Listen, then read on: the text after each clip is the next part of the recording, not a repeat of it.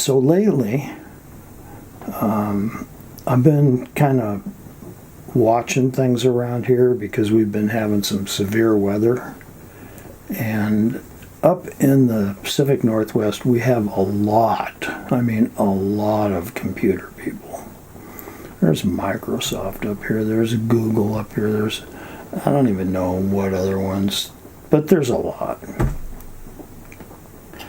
So this summer I was watching a Microsoft guy that bought a property, an investment property across the lake.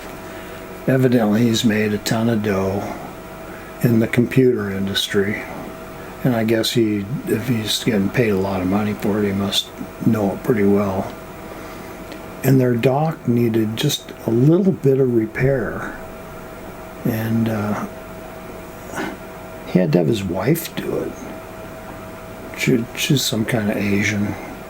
She was swinging the hammer, and he was standing there watching her. And I talked to both of them later, and he says he just doesn't know how to do that stuff. And I believe that's true with a lot of people, especially techies. You know, they go to school and they learn how to punch some buttons and make a lot of money for it. But I'll tell you what, we've had some severe weather around here, a lot of rain and a lot of wind, 50, 60 mile an hour gusts, taking trees down, destroying property, ripping roofs off, you know, just the standard severe weather stuff. And these techies, they try to kind of fix it till they can get the insurance company out and then get a contractor out to do it. But like if they have roof damage, I watched two of them. They both had roof damage, and they were collaborating on how to get tarp it off. And they were helping each other on their houses. So there's, I just like watching this kind of stuff. There's a forecast for more severe weather, different waves coming in.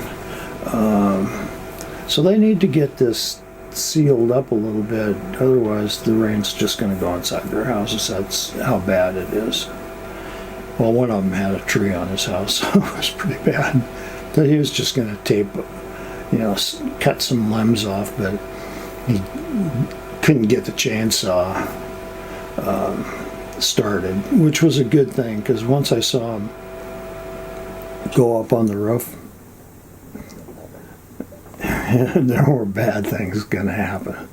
So anyway, he finally found someone that would start a saw for him. He went up there and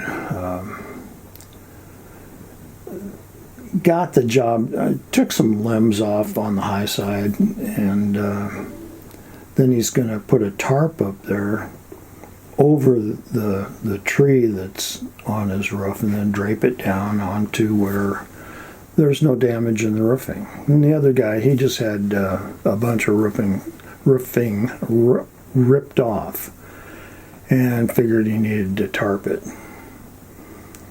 So they're up there, and I'm kind of watching. And now did I mention these are techies? We're from the Pacific Northwest.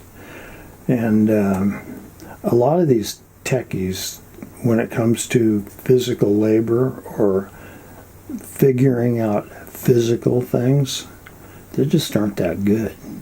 I mean, this one guy that had to have his wife fix the dock, swing the hammer, hold the nail, and he just stood there watching. I saw him out there trying to row a boat. He couldn't even do that.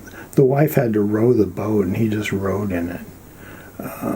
When it came to physical dexterity, maybe he went to the gym and could do push-ups, pull-ups, lift weights, but when it came to synchronizing the muscles like rowing a boat, he couldn't do it. But I understand he has a lot of money. So I guess he can hire some person to come row his boat for him. So back to these guys that are, I got to give them credit that they are going to try and get some tarps down on their house before the next big rain and windstorm comes in.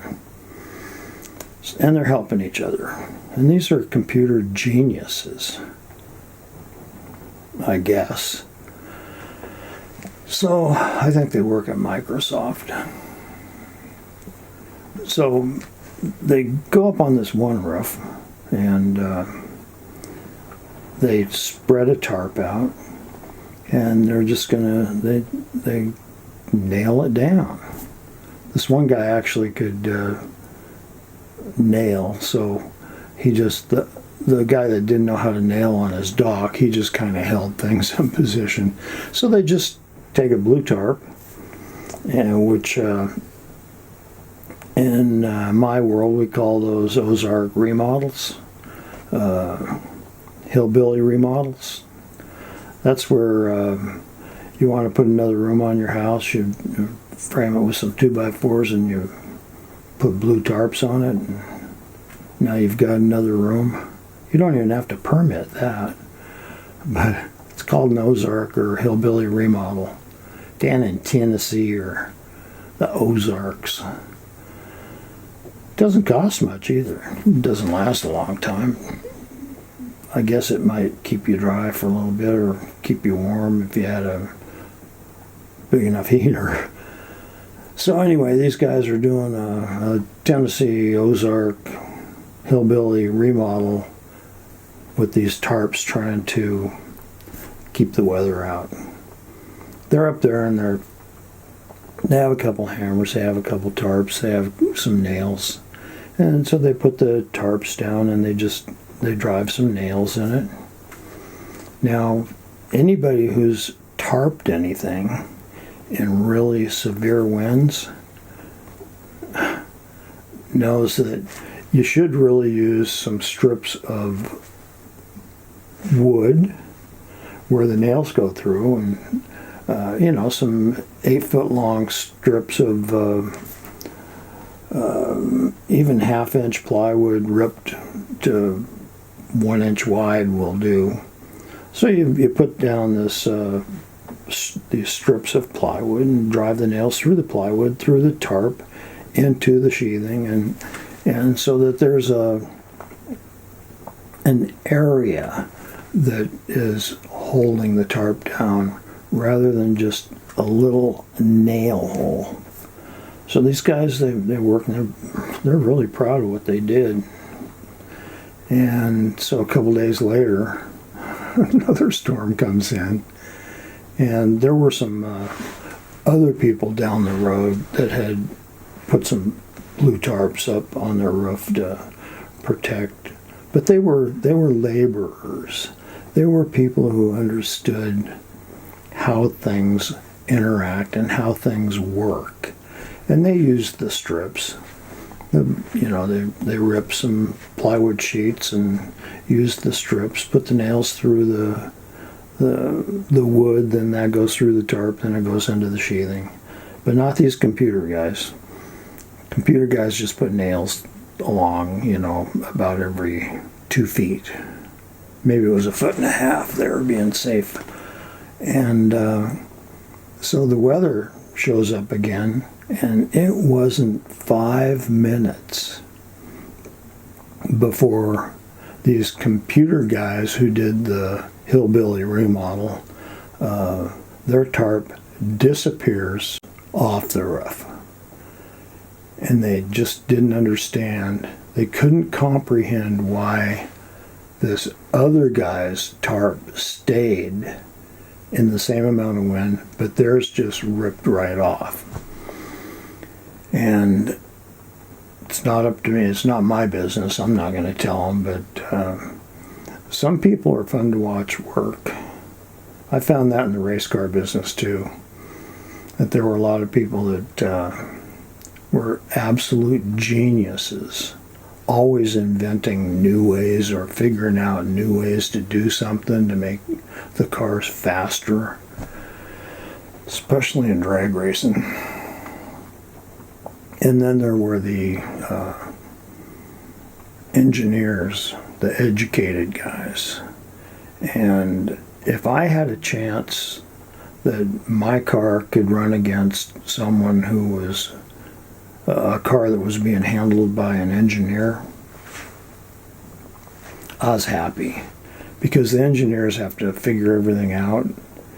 A lot of times you see them doing calculations and stuff like that, where us country bumpkin, Ozark, blue tarp remodelers, we just figure it out in our head and go out and do it and kick those engineers' ass most every time. If we could race an engineer controlled car,